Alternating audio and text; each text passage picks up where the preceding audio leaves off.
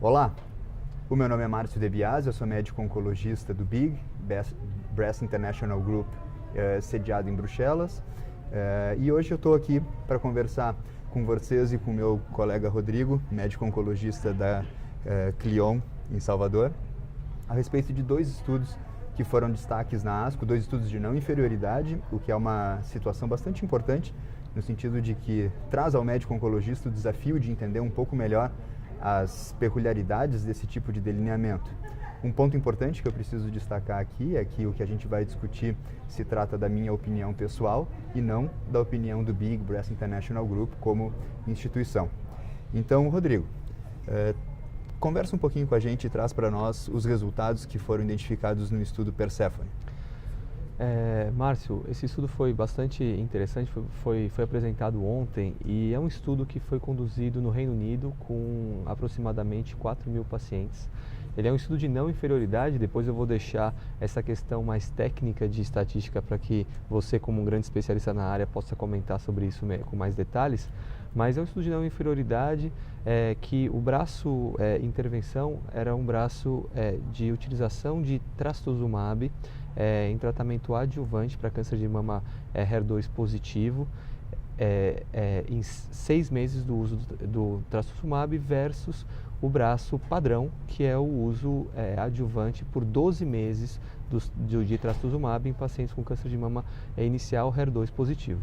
E esse trabalho, ele envolvia 70% das pacientes eram receptor hormonal positivo. Uma parte delas, 40%, foram submetidas a tratamentos com quimioterapia baseada em antracíclico, 49% baseados em tratamento contracíclico mais taxanos e cerca de 10% somente das pacientes utilizaram somente a droga taxano como um quimioterápico que foi utilizado em conjunto com o Herceptin. E o desfecho primário desse estudo era sobrevida livre de doença. E esse estudo ele mostrou que a utilização de trastuzumab por 6 meses foi não inferior do que a utilização de trastuzumab por 12 meses em pacientes com câncer de mama HER2 positivo inicial. E eu gostaria que você trouxesse para a gente aqui os detalhes, porque a gente sabe que em estudos de inferioridade a gente sempre tem aquele intervalo que o hazard ratio não pode ser superado, certo? E o resultado do nosso estudo de disease-free survival foi de 1,29 e a gente sabe que, perdão, de 1,05 e a gente sabe que o hazard ratio não poderia ultrapassar 1,29. Portanto, como ele ficou abaixo desse número, a gente pode considerar que o estudo foi positivo, portanto, 6 meses foi não inferior do que 12 meses. Mas gostaria que você trouxesse a sua experiência sobre esse tipo de estudo, principalmente analisando a parte mais técnica de um estudo de não inferioridade como esse. Sem dúvida, eu acho que aqui a gente tem muitos pontos a discutir. O primeiro ponto, que foi uma situação que tu pontuou muito bem, o braço experimental aqui é trastuzumab por 6 meses. E a gente não espera que trastuzumab por 6 meses seja melhor do que trastuzumab por 12 meses. Basta que ele seja não inferior. Por quê? Porque vai ser mais barato, porque vai ter menos cardiotoxicidade. Então, esse braço ele nos traz outras vantagens que faria com que a gente, então, adotasse esse tratamento como padrão, caso ele seja não inferior.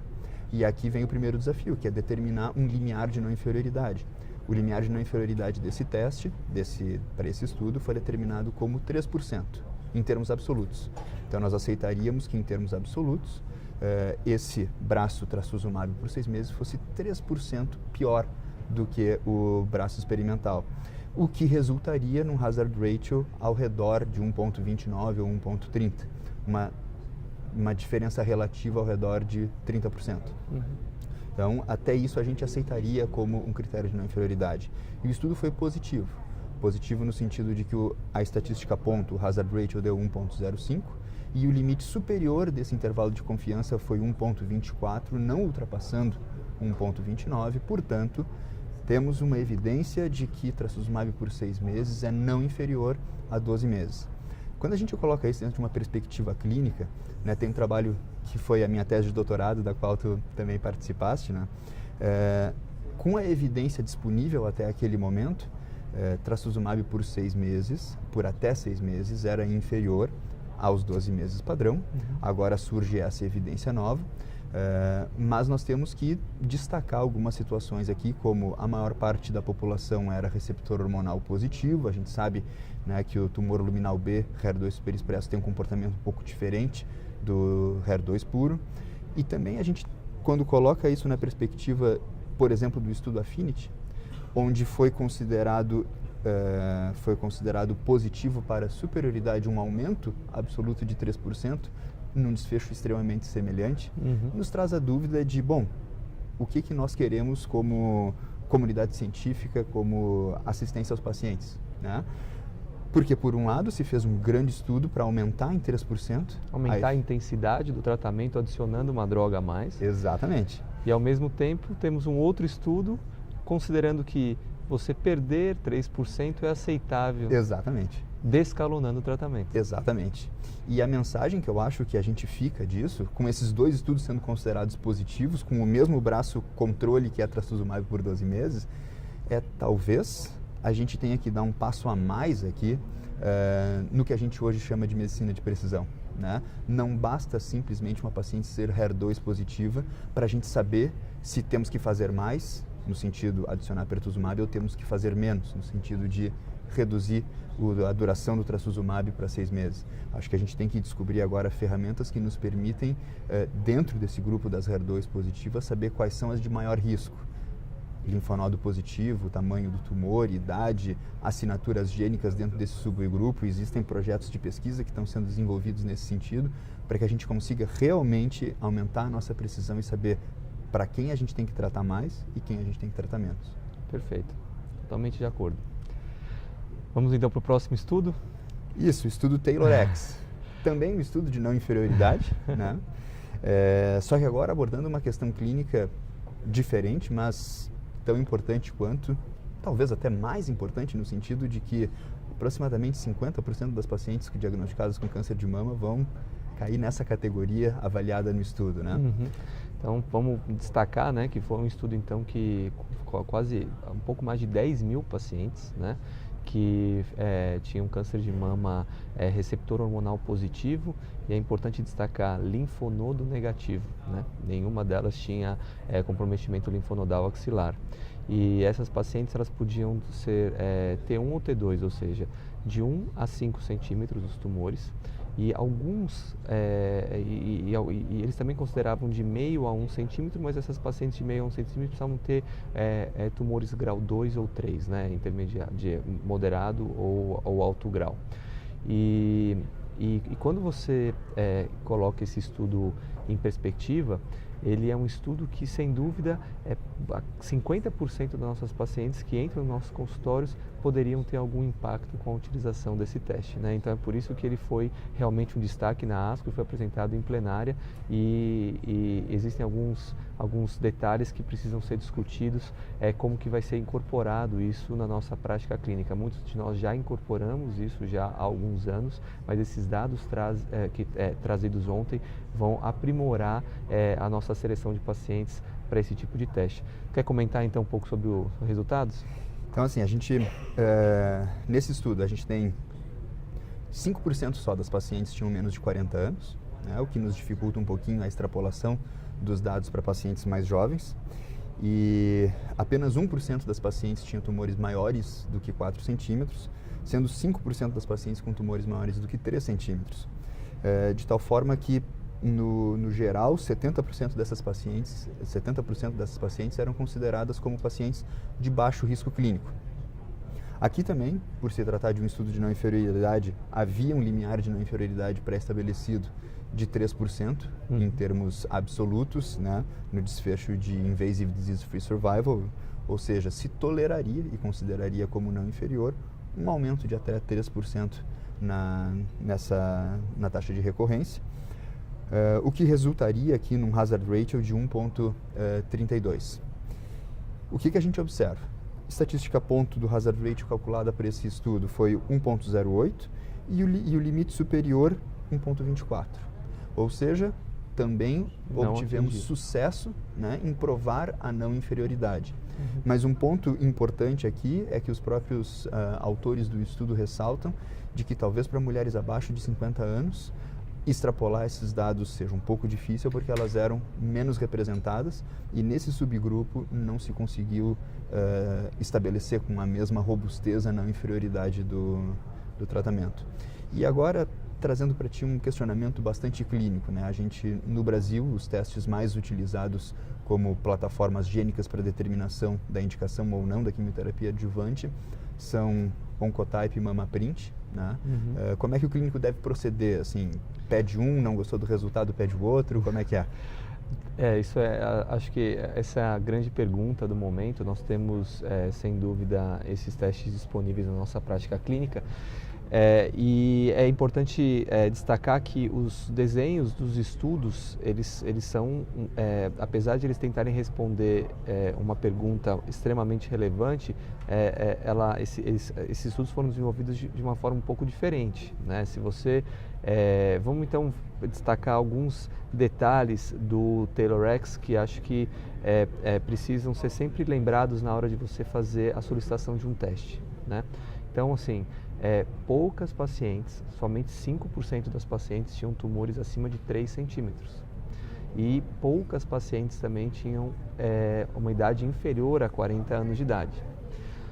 Portanto, eu me sinto extremamente confortável em uma paciente que tem até de 1 a 3 centímetros, tranquilamente, acima dos seus 40 anos, 50 anos de idade, como colocado no trabalho, de utilizar esse tipo de ferramenta. É um grupo que foi bem estudado, foi bem analisado dentro do nosso dentro do TAILORx.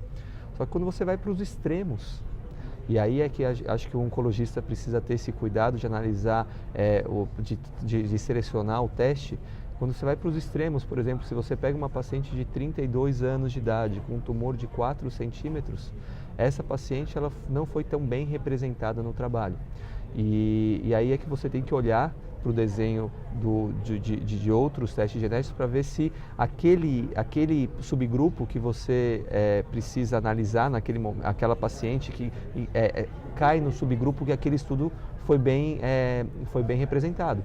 Então eu acho que é justamente em alguns extremos que a gente vai ter que tomar cuidado, olhar para o desenho do MINDACT, olhar para o desenho do TAILORx e falar assim, poxa, qual é a paciente que foi melhor representada? Foi pelo MammaPrint ou foi pelo Oncotype? E a partir daí você tentar tomar sua decisão clínica. Então nós temos ferramentas extremamente relevantes.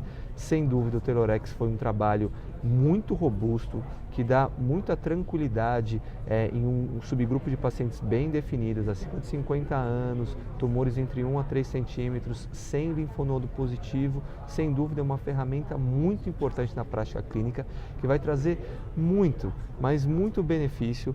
Muitas pacientes vão poder deixar de tomar quimioterapia utilizando esse tratamento, utilizando essa ferramenta. Agora, eu queria colocar para ti, né, e usando um pouquinho do jeito que você fala, você concorda com isso? Você acha que a gente tem que selecionar também baseado em alguns grupos que foram melhor representados ou não?